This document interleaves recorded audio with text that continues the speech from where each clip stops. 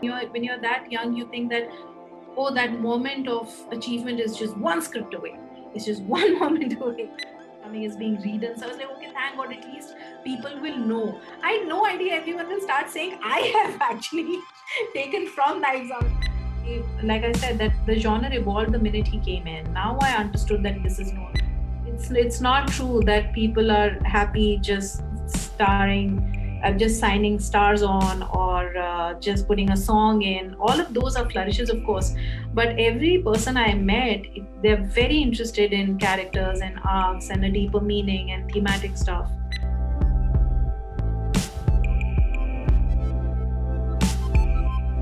Everyone, I'm Parak, and on behalf of Script Nights, I welcome every one of you. This is our first episode of Behind the Drafts, where we celebrate writers or films and television that you love. These writers create this, they exist because of these creators and writers. And we are very grateful that today we have one of such writer, Smita Singh. You know her very well. Her film Raat Akeli is right now number one. It has been number one on Netflix for last 10 days. I have not seen that, especially an Indian original title. So this is something that is very exciting. Smita comes from my alma mater, FTI. I am really proud of her. She has been working for last 5 years. She was part of season one of Secret Games. She is one of the most sorted writers out there who's like everyone is going after her to write their next thing. Smita, you don't agree. But I'm pretty sure that is going to happen, and that is happening right now, what I'm hearing. I want to welcome all of you. Like, thank you for registering. Thank you for attending this. For a small company like Script Nights, this is very encouraging, and your support means a lot. I also want to introduce Rachita Rathi here. She runs things at Script Nights. Without her, this thing and anything we do would not have been possible. There are going to be spoilers in this session. So in case you have not seen the film, please be aware that there are going to be plenty of spoilers. But we are going to deep dive, go into a deep dive in the belly of the beast and go and learn the journey of our hero of today, Smita Singh. Smita, I want to start by thanking you. We are so grateful that you have taken time to come. I'm so glad. I mean, everyone, I hope everyone's keeping safe. And it's so wonderful meeting so many people like this, from my study. So, hi, Rachita. It's lovely to see you after such a long time. It's really wonderful to be here, and I'm so happy that people are interested in understanding script writing, because I remember being on the other side for many years. So this is really great that we can do this. Though, this film was made for theatrical release, it could not get it due to this, unfortunate circumstances. Still, word of mouth has been strong. Everyone has been talking about it. So you must be really happy at this moment. I'm happy. It never bothered me. See, when I was writing this, this was 2012, so there was nothing there. I mean, even for a plot point, I couldn't understand how he's going to Jatil going to get a video, because we didn't even have Android phones so much. So imagine, from like so much has changed since when I was writing this to now. I couldn't have imagined. I can tell you frankly that if Netflix was around then, or streaming platforms, this would have been a series for me, clearly. For me, it's really not important. As long as it's reaching people, it's not important that it's on screen or like this. I would have really liked it if it was in theaters, but it didn't upset me or bother me. Have been greatly appreciated, but you also got a great time. Like, people are at home and they're looking for good content. It's one of those thrillers that just spoke to people, and maybe that's why it's been, going such strong on Netflix this moment. And I've been hearing about Raat Akeli since 2017. Like, everyone I was like told me that, okay, you have to, this is a great script. And as a person who has been working as a script reader, script exec for last 10, 12 years and running a script agency, I've come across so many of screenplays that don't work. And to hear about it was like, okay, what is in that screenplay? And when I saw it last week, and I was like, okay, 100% Smita, hype was all true. This is the Neuer of Like I haven't seen this kind of noir coming from Hindi heartland in such a long time.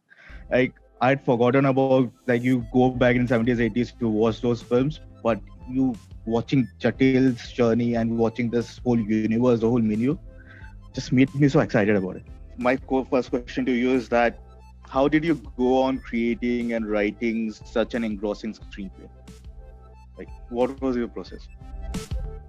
It started, I was in television for about 10, 15 years, and for at least since 2007-8, I kind of stopped. I didn't really enjoy shoots that much, and I didn't really enjoy the filming part of it, but I really enjoyed the writing part of it, and I always wanted to go for fiction. But I gave myself some time to write at home to try and understand what screenplay writing is about. And when I was writing this story, it was actually Radha's story.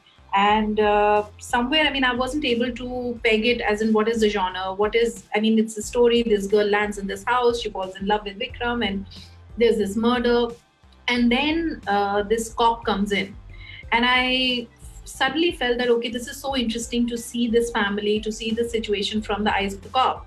And the cop was really interesting to me, that, he's entered this house and he sees this bride, and what's he going to feel? And what's like, I am from Bundelkhand, and I was like, okay, what's a UP cop like? And I knew exactly who he is immediately, because I've had cousins, I've had like people from there, and I know, and I was like, okay, oh my God, this would be so funny if she plays with him, if Radha starts to play with him. And she was like the typical femme fatale at that time. And I was in love with the cop genre also at that time, because I'd seen LA Confidential and Zodiac and all of those films. Zodiac doesn't have like the cop thing, but LA Confidential did. And I had like studied that screenplay like crazy.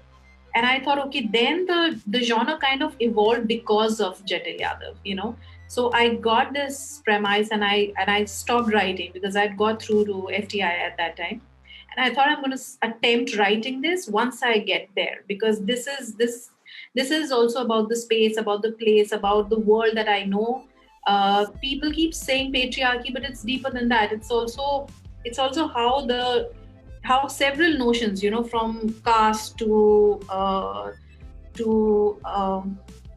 other complex issues that are related to that space, that were really interesting to me. So I thought that I could do a whodunit, because I used to stay in a house like this in my Nana Nani, in Kanpur, and there would be no electricity, and all we would be doing is reading Agatha Christie novels throughout the summer vacations, So I thought so everything was falling into place. When I reached FTI, that place was so amazing, because people are not satisfied with simply a story. They want more layers. They want, so it was that process kind of, of layering the screenplay with other things, thematically enriching it. FTI was one of the greatest places I could have written this script in, because it became very organic, to layer the screenplay like that. And Anju Rajabali, who's our mentor, Parak, he was a HOD then, and he really liked this story. So in 2013 is when I started to rewrite it, and I finished the draft. That was my year passing out here in FTII.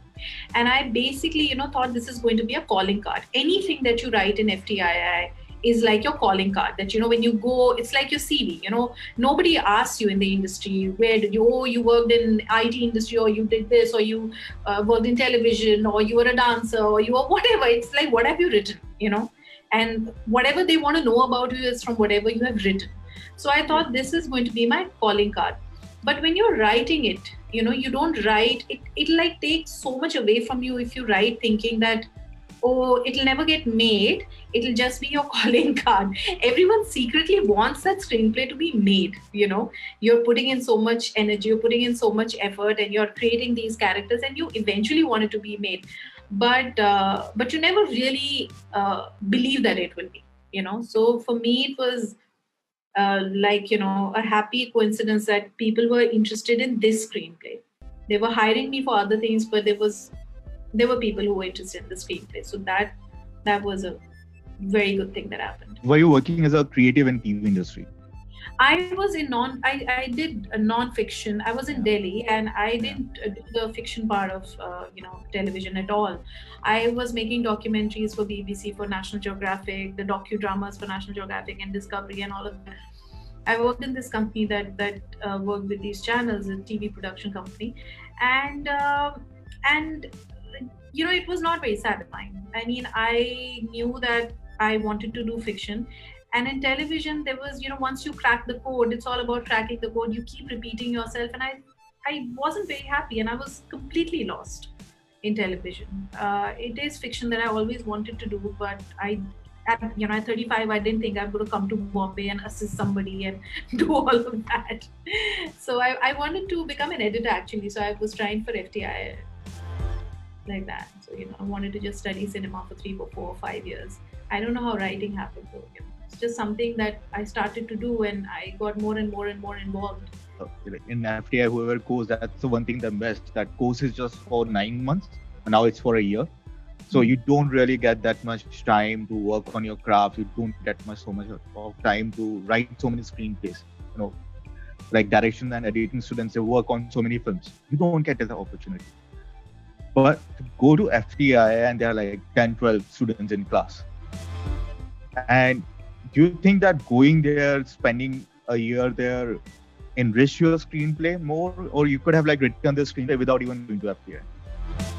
I think, look, there are two schools of thought. I mean, people think that, okay, you don't have to go to film school to learn anything, actually, not just writing. You don't have to go to film school to be a great director. You don't have to go to film school to be a great, actor or whatever. But I think what the campus gives you is this discipline of, and with no strings attached. Like, you are not out there hustling, you're not out there in the industry trying to grapple. I had done that already. I went into television without training, and I did learn on the job, and I was kind of okay with what I did. But I understood by that time that it's good if you can keep that time aside to study a craft. You can learn on the job also, but I think for me, I'd done that in the first half of my professional life, just gone there and started to learn on the job. And it took some time, and it took some effort, and it wasn't like this. When I reached FTI, firstly I was 35, and there were younger people in the class, and I noticed that when you're that young, you think that, oh, that moment of achievement is just one script away. It's just one moment away. And I had kind of by that age realized that it's not like that. You really have to work on your craft. So I think I approached being an FTI differently than other people did. For me, it was just sitting down and understanding the nuts and bolts. I had done a lot of homework before I reached FTI. I had taken Anjum Rajabali's workshop, and had he not been the mentor there, I wouldn't have gone to FTI.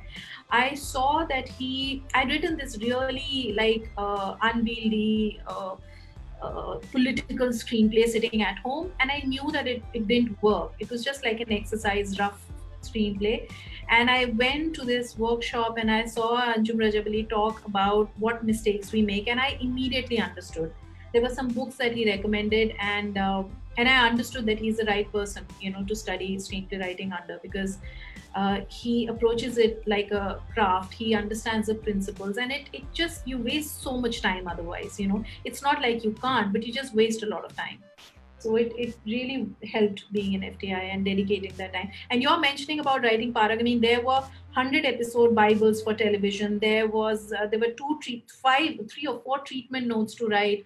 There was one full screenplay. There was one step outline. There was so much. There was one adaptation. They gave us, and I did all of it. Let me tell you, I did all of it. I mean, I was just writing day and night while I was in FTI. After one point, the only thing that stops you from putting pen to paper is your own fear, your internal critic. People will be judging you, and I mean, nobody can judge other people than writers in a room. So once you have that, you get into this thing that you have to submit something. There is a discipline that comes into you. Forget about everything else, the craft and how much you learn and whatever. It's individual, you can learn at home, but the idea that someone is there, there is this discipline of submission. So when there is this discipline of submission, there is a timeline. You have to keep your internal critic aside. You have to keep your other doubts aside. It becomes about putting words on paper. And I think that is where all of us stop. We think about, what will it look like? And most of it is thinking and not writing. So FTI in that sense, or any creative writing course, if you approach it sincerely, it will force you to write. And that helped me. Anjum will not agree to this, and he never does, but he is the reason we have what screenwriting has reached today. Of course, my God. Without him, I am pretty sure that what we have, the luxuries we have, the liberties we have, because when I was a kid, when I was studying back then, when I was 18, 19 years old, the exploitation was immense. And the way he has worked, not only teaching, but also establishing this culture of screenwriting, which is today somewhat rights we have, it's because of him. And you're talking about discipline, it's also like threat of Anjum Rajabali. If you don't write, he's going to rip you apart in the class. Mm-hmm. And that threat lingers onto you. So, also, do you feel a difference when you have come out of FTI, like the liberties you had? Because there, we didn't have industry pressure. We didn't have someone to go and show that, okay, it's producer ke liye likhna hai, us producer ke liye likhna hai. We were completely free to choose whatever kind of genre we want to do, whatever story from anywhere in the world. Like, people have attempted so many different things. So did you feel that difference when you came out to the real world where you have to like now write for a living? So, what happened was that this screenplay got picked up pretty fast. I think when I came to Mumbai in 2014 March, and by October, November, Phantom had it, and they were like kind of interested in it. So in 6 months, I was like very optimistic that this is going to work out, and I got a really nice writing gig with another really cool director. And things were chugging along nice. I because I never thought that whatever you write is going to get made. So I understood. All I was happy at that time was that you develop a good work ethic when you are in film school of writing. Okay, so I was like, okay, this is a director's vision, and you are just right now learning how a director thinks, and you're learning how a film is made, and to the best of your ability, you're going to learn how to put his vision on paper. So I didn't really think that, oh, what about my thoughts? What about my own ideas? Those I thought, okay, those I mean, I am more of a spec writer now. I know that after 5 years, but at that time I thought that this is all I have to do is to be able to help the writer with whatever skill I have, and you learn a lot from there. So the whole thing was developing your skill. So if someone wanted me to write a story on a hip hop artist, or someone wanted me to write a story about a raw agent, or someone wanted me to write something else, you have to shift gears, and it makes you better. You research on hip hop, you're researching on Baluchistan, you're researching on this, you're researching on that, you're researching on so many things. Someone wants to write something about fantasy and books, so you're going into that genre. So I love that. Whatever you have and what ideas you have are so limited. It's just you, and other people are coming with so many stories. And one of the things that I realized when I entered the industry, it is when you're outside, you think, oh, what crap these people make. Oh my god, why don't they invest in writing? Oh my god, why don't they think they worry about their characters. It's not true that people are happy just starring, just signing stars on, or just putting a song in. All of those are flourishes, of course, but every person I met, they're very interested in characters and arcs and a deeper meaning and thematic stuff. So that was a pleasant surprise for me. You mentioned that earlier the story was about Radha. So, can you take us through what was the germ of the screenplay? What was the premise you were working before you started, even reaching the first draft of the screenplay? See, when I started attempting the draft, I was in FTI and I'd already got Jatil Yadav there. But before that, I was just like, I just wanted to write about where I come from. And I wanted to write the story about a woman who ends up in this man's house, and the whole thing was cracking this scene about how she makes up her mind to not run away from this house. That she meets Raghuveer Singh, she's traveling, she meets him, and how she ends up in this house, and how she decides that there's nothing for her outside, she might as well get some shelter, something in this house. And still she falls in love with this other guy, she doesn't want to stay married to. It was about her, but I wasn't getting a genre. I wasn't getting like what it could be. Horror also, it could be a murder mystery also, it could be anything. So only when Jatil Yadav came in to investigate, like I said, that the genre evolved the minute he came in. Now I understood that this is noir, this is that. And I'd also loved murder mysteries. But there is this thing that you don't see murder mysteries on screen too often. And my entire argument with Anjum sir and other people also who said, no, no, this is going great, was like, but where have you seen a murder mystery? When they don't get made, it's a literary genre. It's something you enjoy reading. It's a page turner when you're reading, but it's not been on screen. There are one or two odd examples like Gosford Park and all of that, and there was nothing else. So I was like, when people watch it, what will they like? What will hook them about? Oh, a murder mystery, and I didn't know that there was nothing. There are TV series, yes, of course, Hercule Poirot, and there are like Agatha Christie, Sherlock Holmes, and all. And Sherlock Holmes in cinema became like this action adventure, Then I was actually very happy when Knives Out came because I was like, okay, someone's attempting. When the news of, someone's doing a whodunit, the Orient Express film is coming, is being redone. So I was like, okay, thank God, at least people will know. I had no idea everyone will start saying, I have actually taken from Knives Out or Orient Express. And like, what?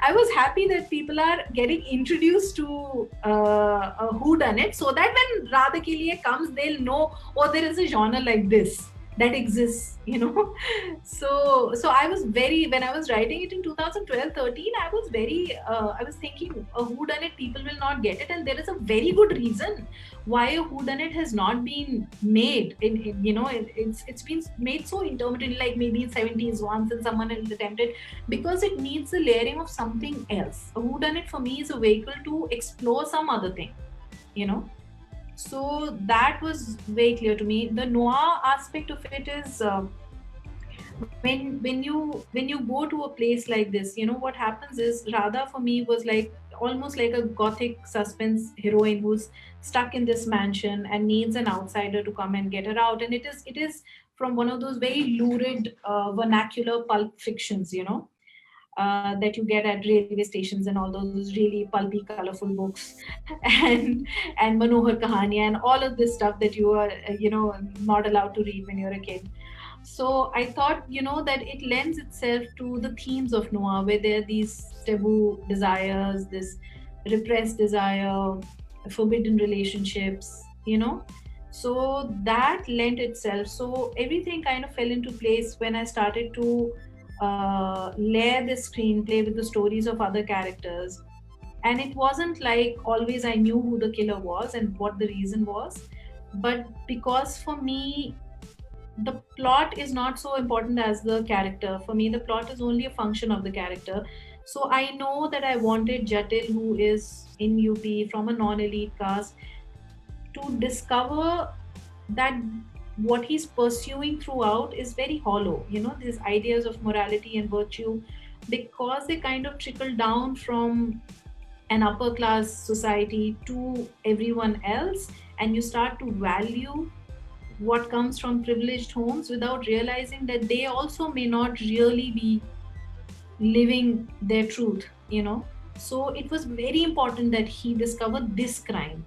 It was very important that it not be about property or something, because that is something that you're not looking up to them for. It is for him to understand that what his mother tells him, that you don't have to look at things from the outside, you really have to look within.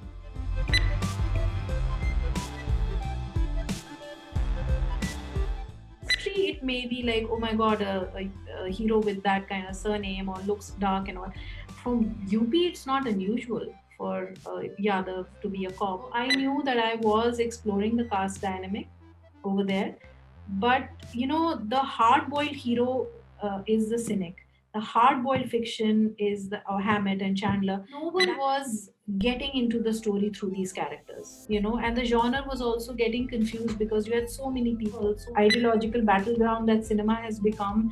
People will see her as a victim. That he was, which is why Honey was such a great director for this film. I think everything came together. I owe Omkara a lot, that film.